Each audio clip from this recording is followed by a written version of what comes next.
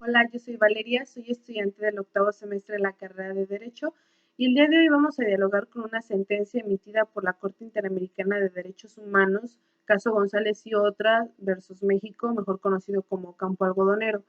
Esta sentencia forma parte de la jurisprudencia internacional a la que está obligada a observar México, cumplir, es vinculante para el Estado mexicano y es muy importante porque aborda un tema lastimosamente de actual relevancia, pese a que esta sentencia se emitió en el 2009 sobre el feminicidio o como la Corte lo determina o lo maneja en sus sentencias, homicidios a mujeres por razones de género. Entonces vamos a hablar un poco sobre esta sentencia para conocerla, ver de qué trata, qué términos o qué estándares fija la Corte para que México cumpla. Y bueno, vamos a comenzar dando los elementos fácticos del caso y un poco vamos a ponernos en contexto sobre cómo estaba la situación en Ciudad Juárez, Chihuahua, México, lugar donde sucedieron estos hechos. A partir del año 1993 en Ciudad Juárez, la ola de violencia, desaparición contra las mujeres y homicidios se fue acrecentando. Situación que advirtió la Comisión Nacional de Derechos Humanos y que le dijo,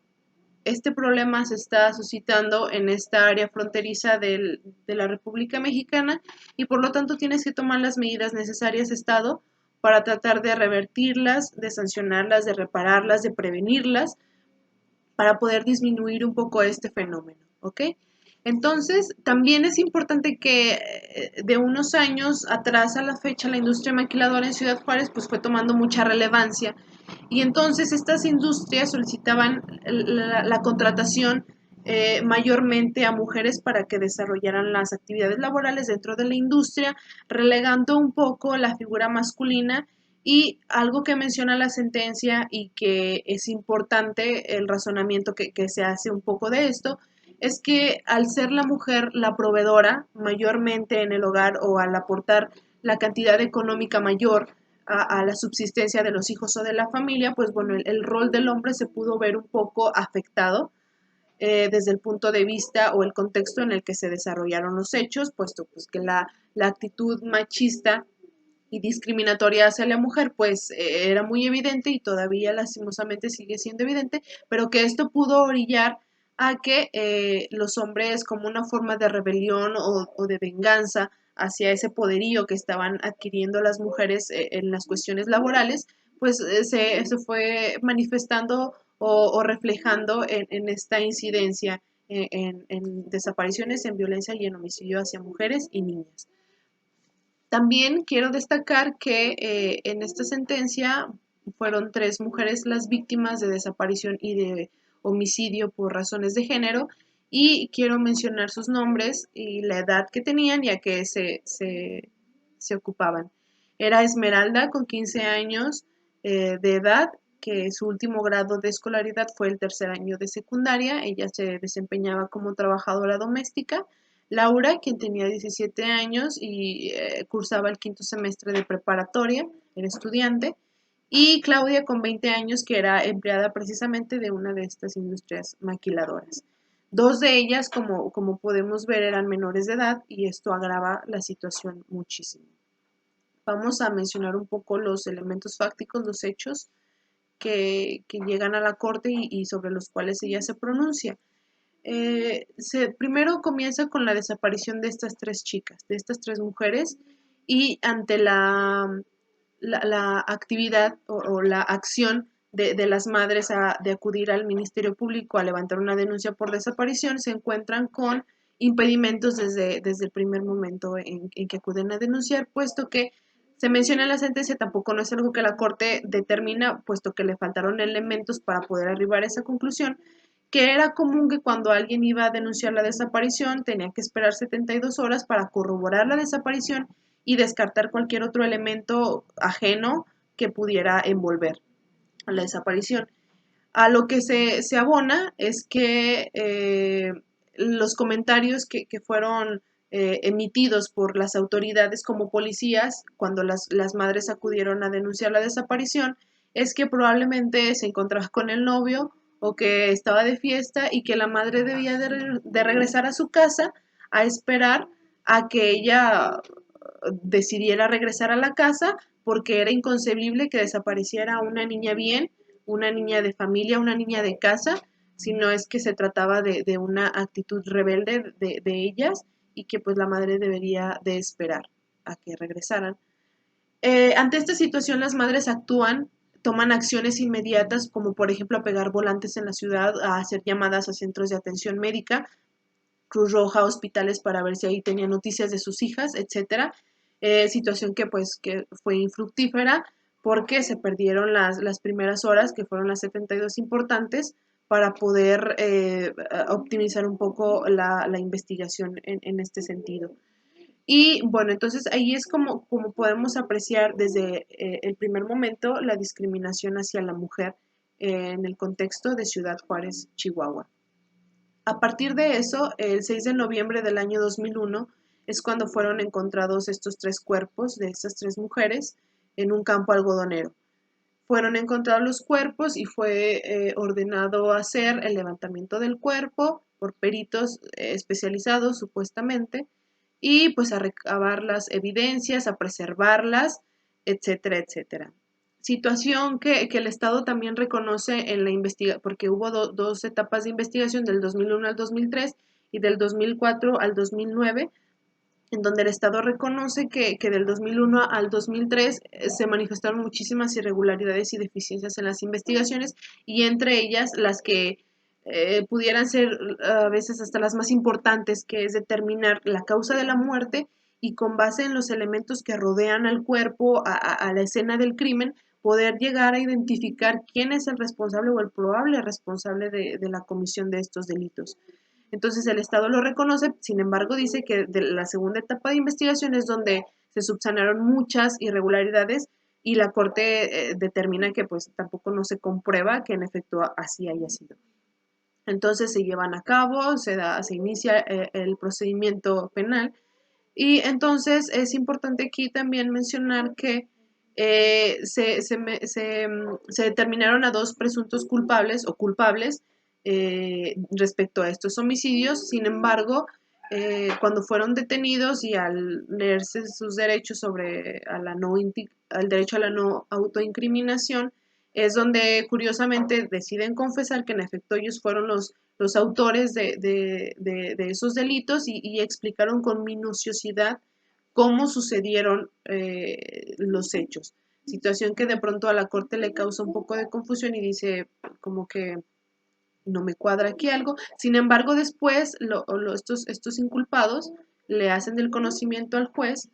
que fueron víctimas de tortura y que es precisamente por eso que ellos decidieron confesar, porque estaban coaccionados por los elementos policíacos, etcétera. Esto la Corte lo maneja de una forma muy general, tampoco no se pronuncia muy minuciosamente, porque precisamente no se trata no es el caso de las deficiencias en la defensa o en el ejercicio de la acción penal del Ministerio Público respecto a estas personas, estos inculpados, sino que solamente lo menciona para que podamos comprender los elementos que rodean al caso y las ineficiencias o discrepancias o irregularidades que se presentaron en la investigación. Entonces es importante también mencionar eso. También las madres, al encontrarse ante esta actitud pasiva del Estado y de las autoridades, es que comienzan a demandar más el que se dé seguimiento al procedimiento, que se le incluso otorguen copias de las actuaciones judiciales, situación que mencionan que, pues, que en efecto eran infructíferas, que eran muy negligentes en ese aspecto también, en el sentido de que pues no agilizaban la investigación o les negaban las copias o si se las daban incompletas, que también había pérdida de elementos probatorios y que después, por ejemplo, creo que de ADN, si no mal recuerdo, y que tuvieron que volver a otorgar es una prueba de ADN para poder identificar los cuerpos, etcétera. Entonces, las madres comentan también que el periodismo, los periodistas fueron una fuente de apoyo para ellas en el sentido de que también estaban presionando a las autoridades para que dieran una respuesta, pero que tampoco no siempre fue eficaz. Entonces, eso también es importante. A partir de esta presión que las madres comenzaron a ejercer, que los familiares comenzaron a ejercer en contra del Estado y de las autoridades para poder esclarecer el hecho, por poder dar con los verdaderos culpables, sancionarlos y después reparar los daños que le ocasionaron a la familia y a las víctimas, es que comienzan a ser víctimas de hostigamiento por parte de las autoridades. De pronto como que notan que las persiguen, a una de ellas menciona que la intentaron atropellar a ella y a uno de sus hijos. Y entonces una de ellas es que pide asilo a Estados Unidos para poder irse y salvaguardar su integridad física de todos estos ataques que estaba recibiendo por parte de la autoridad, quien debería de ser la que velara por sus intereses o actuaran en coadyuvancia para poder llegar al esclarecimiento de los hechos. Eso también es muy importante destacarlo. Y bueno, eh, vamos a comenzar con una serie de términos que emplea la Corte, que son importantes y que también en México naturalmente pues ya se han ido desarrollando por la Suprema Corte de Justicia de la Nación. Y en esta Corte partamos de que el término feminicidio no lo maneja con soltura, sino que se refiere como homicidio a mujeres por razones de género. Se puede apreciar en la sentencia que el término feminicidio como que de pronto no era tan conocido, digamos de alguna manera. Entonces, la debida diligencia. Aquí la Corte dice, haber Estado, tú debiste de haber tomado en cuenta o activar este principio, o este deber a la debida diligencia, desde el momento en que las madres acudieron a hacer el levantamiento de la denuncia de la desaparición. Desde que tú tuviste conocimiento oficial, es que debiste de haber activado estos protocolos que tú mencionas que tienes, estos mecanismos o estas actuaciones eficientes que optimicen el procedimiento de investigación, partiendo de la premisa de que eh, presumamos que la víctima se encuentra con vida, no partamos presumiendo que ella ya se encuentra muerta, sino que partamos desde que está viva y hay que tomar las medidas necesarias para encontrarla, rescatarla, que se encuentre sana y salva. Entonces, aquí también entra un concepto interesante, que es el deber de investigar, que la Corte lo maneja como un medio, no como un resultado. Tú tienes el deber de investigar como un medio presumiendo que la víctima se encuentra con vida y no importando el resultado que pueda tener esta investigación, sino que es un medio, ¿no? También lo recoge la Corte. Y bueno, en la debida diligencia es esta primera etapa en donde estas 72 horas que pudieron haber sido desperdiciadas, porque como mencionamos, la Corte no pudo definir con claridad si en efecto se tuvo que esperar 72 horas, pues fueron horas que se perdieron y que son las horas más importantes para poder llegar o acercarnos al lugar donde se encuentra la víctima, ¿no? Estas horas son valiosas para estos casos. Entonces ahí aplica la debida diligencia y después otro momento cuando fueron encontrados los cuerpos, que se hizo el levantamiento, la preservación de la escena del crimen, que fue negligente, e incluso en las autopsias que se realizaron a los cuerpos también hubo mucha negligencia que después eh, determinan otros peritos que analizan la actuación de los primeros peritos, dicen que la autopsia no se realizó con aquellos mecanismos o con aquella metodología científica necesaria para que ayude a arribar a una conclusión no exacta, pero sí que nos pueda dar una cercanía a cómo sucedieron los hechos. Entonces ahí también la segunda diligencia, la segunda etapa de la debida diligencia, en donde pues la preservación de estos elementos que no se llevaron acordes y que en las autopsias pues no se tuvo un esclarecimiento sobre la causa de la muerte de las víctimas, dado el estado de putrefacción en que se encontraban los cuerpos, que alegó el Estado que inhibieron un poco esta determinación de cuál fue la causa de la muerte y que los peritos dicen que sí pudo haber sido factible determinar la causa de la muerte, pero que no se dio debido a que no se siguió esta metodología que requiere. Por otro lado, también menciona que, dada el contexto que rodea a estos casos, la ola de violencia, etcétera, en el momento de la autopsia no se realizó un examen para descartar que las víctimas anterior a su muerte hubieran sufrido violencia sexual. ¿Esto qué quiere decir? Pues que no se analizó ciertas cavidades vaginales, anales, en donde pudo haber determinado que fueron víctimas o no de violencia sexual antes de su muerte, cosa que resulta muy importante, como menciono, por los elementos que se presentan alrededor del caso. Entonces, la Corte determina que conforme las evidencias que se mostraron del hallazgo de estos cuerpos, que tampoco no fueron muy explícitos o con fotografías, etcétera, se dice que los cuerpos fueron encontrados de la cintura para arriba desnudos. Entonces la Corte dice que dadas las características en las que fueron encontrados los cuerpos, que en una de ellas había mutilación en sus senos, violencia, moretes, que una fue víctima de estrangulamiento, de estar amarrada, etcétera, la Corte determina que fueron víctimas de violencia de género, precisamente por estas características, ¿no? Y está como que este ensañamiento con causar un daño a estas partes de nosotras las mujeres que nos identifican como tal. Por eso la Corte lo determina y esta es una segunda etapa en donde la debida diligencia debió de haber sido tomada en cuenta por el Estado. Primero como investigación y después como una forma de preservación de los elementos fácticos que pueden, los elementos probatorios que pueden orillar o pueden concluir la causa de la muerte y la probable responsabilidad del que lo cometió. Bueno, también menciona el deber de prevención. ¿Qué es el deber de prevención? Pues bueno, como su nombre lo dice, son aquellos elementos, mecanismos, medidas que debe de tomar el Estado cuando se le presenta una situación violenta o situación que de pronto se desborda de sus manos, de sus capacidades y que bueno, ante esa situación debe actuar con prevención para atender a esa situación que se está presentando. La Comisión Nacional de Derechos Humanos ya había advertido al Estado respecto a esta ola de violencia en la zona fronteriza que se estaba manifestando y que era importante tomarlo en cuenta para poder erradicar un poco o disminuir esta ola de violencia que también se ve robustecida por la ineficacia en las investigaciones que también pueden orillar a la impunidad de quienes lo cometieron.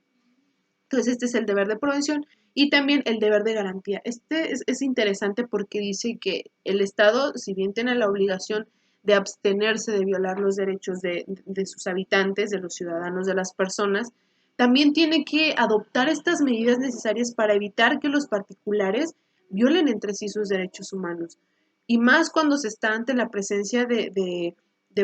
un fenómeno en donde las principales víctimas son las mujeres y las niñas que históricamente hemos sido consideradas como un grupo vulnerable dada la discriminación que ha existido a lo largo de estos años. Entonces, ahí la Corte dice que el Estado debió de haber prestado una mayor atención a ese deber de garantía, de cuidar que entre sus particulares no se violaran estos derechos. ¿Por qué lo menciono? Porque el Estado en una parte reconoce que en la población juarense, en Ciudad Juárez, sí es manifiesta y es evidente la discriminación hacia la mujer. Entonces, por eso también ahí como que no cuadra un poco si tienes conocimiento de que en la población y ya tienes advertencias de organismos federales, un ente federal como lo es la Comisión Nacional de Derechos Humanos, pues tú debiste de tomar en cuenta o adoptar estas medidas de prevención y estas medidas del deber de garantía, situación que la Corte determina que no. Aquí se me pasó mencionar los derechos que están en juego de la Convención Americana de Derechos Humanos y de la Convención Belém do Pará. Es el derecho a la vida, a la integridad y libertad personal por la Convención Americana y de la Convención Belém do Pará, pues el artículo séptimo que habla precisamente de estas medidas que deben de adoptar los estados parte para poder erradicar esta discriminación y violencia hacia la mujer y tratar de empoderarla al mismo nivel que ha sido empoderado el hombre, ¿no? Y bueno, esos son los derechos. También por parte de los familiares de la víctima sería el derecho al debido proceso, garantías judiciales, etcétera. Vamos a entrar un poquito más de lleno a eso ahorita. Y bueno, en cuanto al deber a la no discriminación, como mencionamos, desde el inicio de la desaparición o desde que las madres acudieron al Ministerio Público a hacer el levantamiento de denuncias sobre desaparición, pues se encontraron con comentarios por parte de los policías, de las autoridades, donde la discriminación hacia la mujer fue muy evidente y que restaban importancia al fenómeno que estaba ocurriendo y a la gravedad del asunto, con comentarios de que pues una mujer estaba con el novio o andaba de fiesta y que una niña buena, una niña de casa no desaparecía así de la nada, ¿no? Entonces estos comentarios son muy importantes y manifiestan la discriminación que había y que todavía existe, pero en el caso de esta sentencia, en Ciudad Juárez, y que eso también imposibilitó el eficaz desarrollo de las investigaciones o de la actuación inmediata de las autoridades para poder rescatar a estas mujeres con vida o dar con el probable responsable, ¿no? Bueno, también otra cuestión muy interesante y que esto, como mencioné, agrava la situación, es que dos de ellas eran niñas, una tenía 15 y la otra tenía 17 años. Entonces, la Corte también retoma el principio del interés superior de la niña, en este caso que sería que el Estado, al tratarse de menores de edad y gente, personas que son vulnerables precisamente por esta minoría de edad que les impiden ejercer plenamente sus derechos, el Estado debió de haber adoptado aún medidas reforzadas para protegerlas. Incluso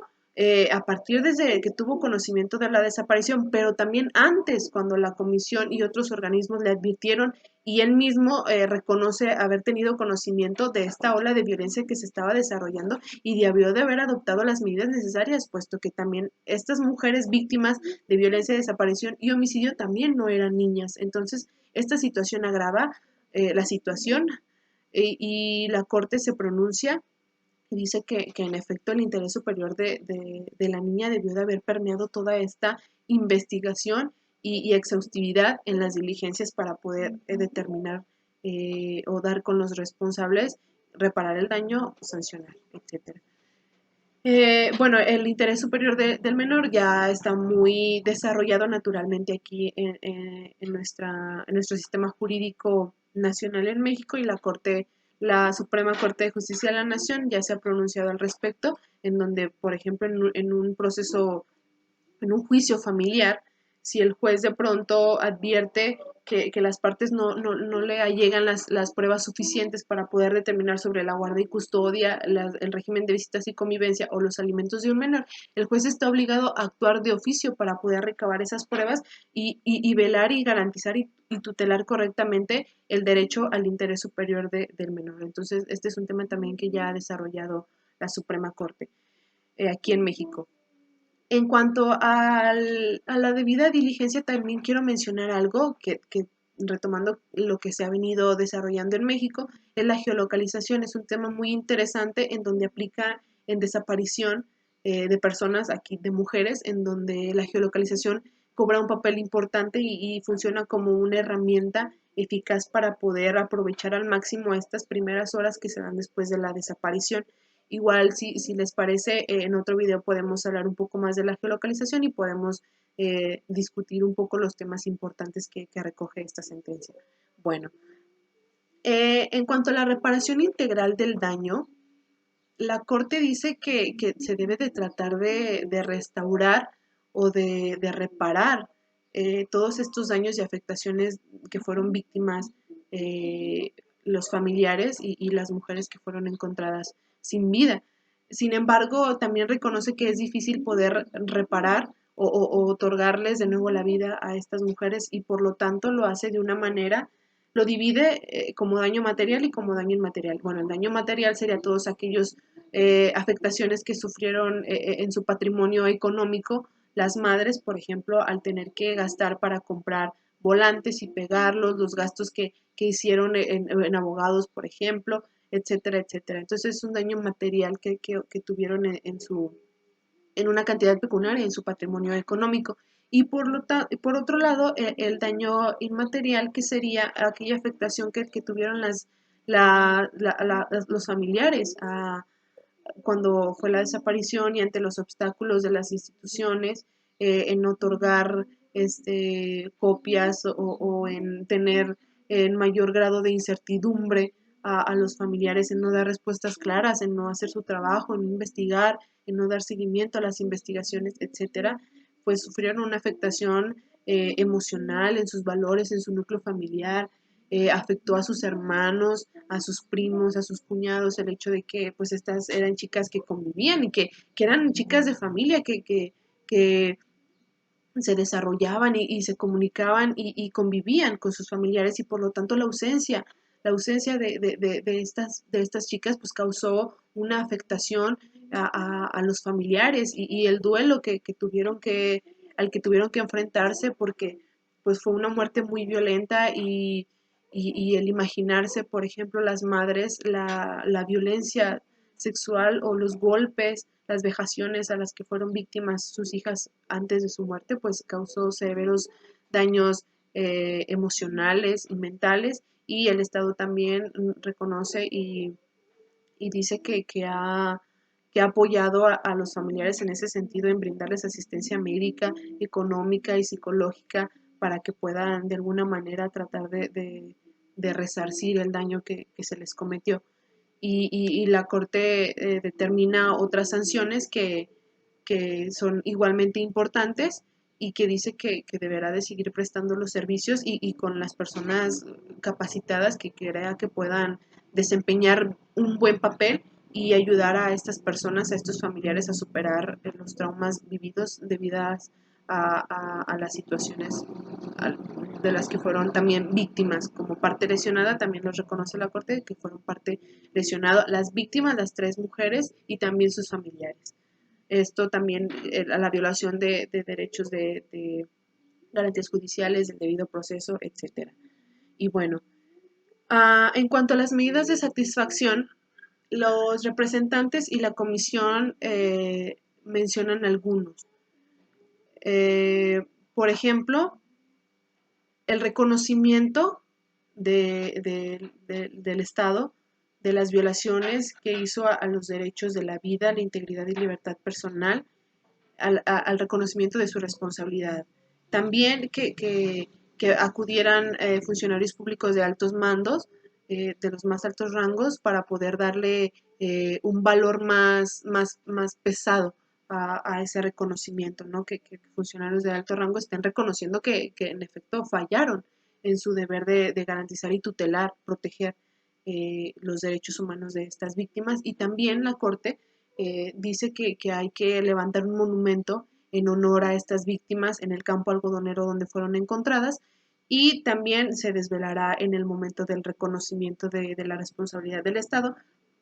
Este monumento lo pueden buscar en internet. Yo cuando lo estuve observando, la verdad es que me generó mucha emoción y también por ahí se encontraba un graffiti que decía que trataron de enterrarnos, pero no cayeron en cuenta que somos semillas, entonces crecemos y florecemos, ¿no? Entonces las imágenes están en internet, pueden buscarlas del monumento que se levantó en honor para dignificar a estas víctimas de los homicidios por razones de género. Y bueno, esa es como una medida de satisfacción. También que la sentencia, ciertos párrafos de la sentencia, habrá que publicarse en el Diario Oficial de la Federación, diarios de mayor circulación a nivel nacional y estatal en Chihuahua, también para difundir un poco las violaciones a las que incumplieron, las violaciones que hicieron, que hizo el Estado mexicano y el reconocimiento a su responsabilidad. También los representantes y la comisión pidieron como medida de satisfacción que el 6 de noviembre de cada año fuera un día conmemorativo para recordar el día en que sucedió, en que fueron encontrados los cuerpos y pues una forma de conmemorar al campo algodonero. Sin embargo, la Corte determinó que estos elementos de medidas de satisfacción como el reconocimiento de responsabilidad, el levantamiento del monumento, la publicación de la sentencia y otras más eran suficientes para cumplir el cometido. Y por otro lado, a las garantías de no repetición, el Estado alegó o aportó ciertos elementos en donde dice que ha adoptado las medidas necesarias, protocolos, capacitaciones a sus funcionarios públicos, etcétera, que pueden presumir que en efecto se está llevando a cabo, se están tomando las medidas para que esto no vuelva a suceder, la garantía de no repetición. Sin embargo, la Corte no puede determinar si en efecto son suficientes o son insuficientes porque la Comisión y los representantes no controvertieron estos manuales, estos protocolos y no especificaron el por qué, estos no representaban o no garantizaban la no repetición. Entonces la Corte se abstiene de mencionar eso al respecto. También quiero mencionar algo muy interesante. Hubo dos votos concurrentes de un juez y de una jueza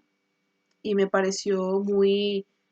atinado lo que se refiere la jueza sobre por qué la Corte no calificó a estos actos, estas vejaciones, esta violencia contra la mujer como tortura.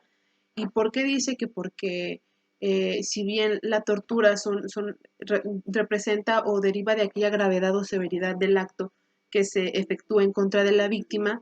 pues es evidente que esta tortura no fenece o no se termina o no deja de existir por la muerte de estas víctimas de tortura, sino que la tortura existió y fallecieron, pero la tortura debería de ser reconocida o debería de ser declarada por la Corte de que también hubo tortura en este asunto. Y es ahí donde discrepa un poco de la decisión final o del fallo final de la Corte y dice que en efecto la tortura no, vamos, yo lo interpreto de esta manera, que la tortura no es o no debe de ser considerarse válida no debe de castigarse cuando se efectúa, pero la víctima de tortura queda viva. Entonces, en ese caso sí se actualizaría y sí se calificaría de tortura, pero cuando la tortura fue sufrida y la víctima falleció, ahí como que no se menciona no se califica esta tortura. Entonces es un punto que también me pareció muy importante que menciona y que recoge la juez en este fallo y que yo pongo a su consideración para que ustedes lo analicen o lo determinen de la forma que ustedes crean conveniente. Y pues bueno,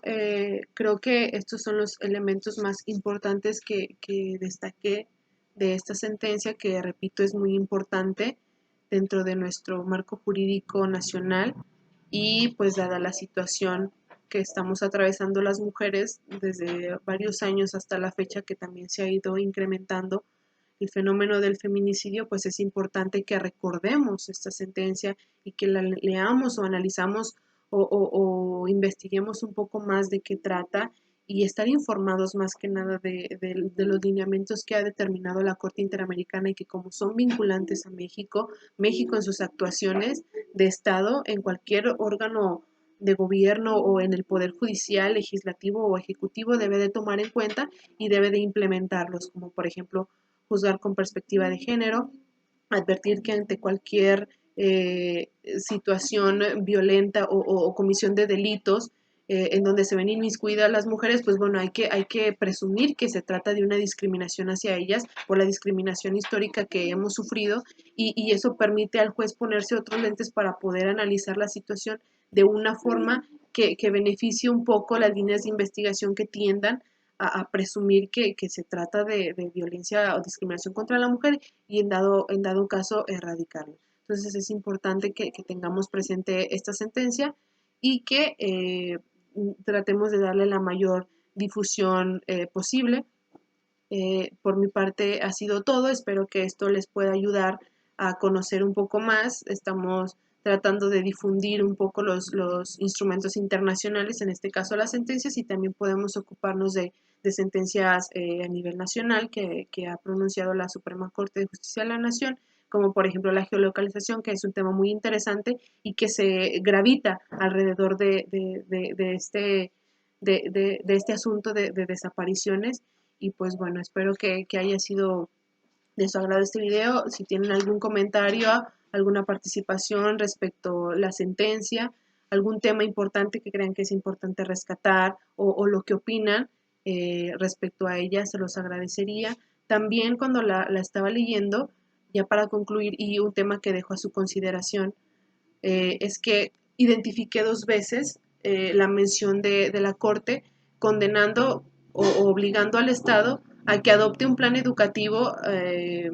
dirigido a la población de Chihuahua para tratar de erradicar o cambiar este chip de la discriminación, ¿no? De tratar de igualar a la mujer en su sociedad para que desde las generaciones que están estudiando su población en general sean un poco más conscientes de que pues esta discriminación no tiene ningún sentido y que no representa una inferioridad de las mujeres ni en derechos, ni en dignidad, ni en valía, ni en nada. Entonces me pareció importante y pensé en qué medidas está tomando el Estado mexicano para poder, eh, o qué implementación ha llevado en su sistema educativo nacional para poder atender un poco a estas situaciones, ¿no? A tratar de erradicar la discriminación, la violencia hacia la mujer desde la educación básica, ¿no? En primaria, en secundaria, en preescolar. ¿Qué elementos ha incorporado el Estado? Y otra cuestión también muy importante que yo creo que se pasó en esta sentencia a mencionar por parte de la Corte es aquellos planes de reinserción social a los que se encuentran compurgando una pena eh, eh, eh, por delito de feminicidio o cualquier otro. ¿Qué concientización se está haciendo en estos centros penitenciarios respecto al daño que ocasionaron por un lado y que evidentemente están pagando pues la culpa de la comisión de sus delitos, y por otro lado esta educación, ¿no? Más como más de valores, más integral, más de la persona, de a ver, vamos a tratar de que se eliminen estos estigmas o estos prejuicios, estas percepciones de las mujeres en los centros penitenciarios para lograr una completa reinserción social, que también es un tema que se ha debatido, que es un poco utópico y tienen razón. Sin embargo, creo que es importante que lo pongamos sobre la mesa para poder analizar y dimensionar la complejidad del problema, que si se quiere atacar o si se quiere erradicar un problema es importante hacerlo desde los cimientos y desde cambiar la mentalidad un poco de las personas, más allá de tratar de revertirlo cuando ya esto ya ha sucedido, ¿no? Entonces es un tema que yo pongo a su consideración y me gustaría que me comentaran ustedes qué opinan al respecto. Sus sugerencias o sus comentarios, sus aportaciones son bienvenidas y pues bueno, espero que este video les haya servido y por aquí nos estaremos viendo muy pronto. Gracias.